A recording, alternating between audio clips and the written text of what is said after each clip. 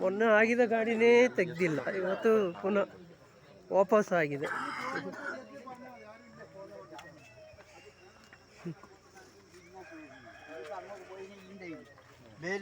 ಇಲ್ಲಿ ಹೊಡೆದು ತಿರುಗಿದೆ.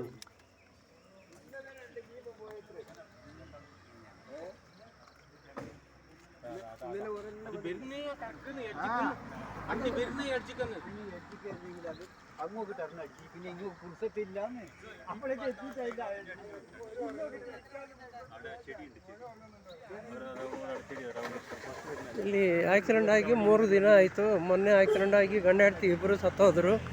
ಇವತ್ತು ನೋಡಿ ಅದೇ ಮೊನ್ನೆ ಆಕ್ಸಿಡೆಂಟ್ ಆಗಿದ್ದ ಬೈಕ್ ಸಮಯ ತೆಗ್ದಿಲ್ಲ. ಆದರೆ ಇವತ್ತು ಬೆಳಿಗ್ಗೆ ಅಲ್ಲಿನೇ ಒಂದು AC ಗಾಡಿ ಆಕ್ಸಿಡೆಂಟ್ ಆಗಿದೆ. ಅದೇ ಹೇಗೆ ಅದು ಆಯಿತು ಅದೇ ರೀತಿ ಆಗಿದೆ. ಇನ್ನು ಯಾರು ಈ ರೋಡಲ್ಲಿ ಬಂದರೂ ಸ್ವಲ್ಪ ಜಾಗ್ರತೆಯಾಗಿ ನಮ್ಮವರು ಬರಬೇಕಂದೇಳಿ ನೀವು ಕೇಳ್ಕೊಳ್ತೇನೆ ನಾನು.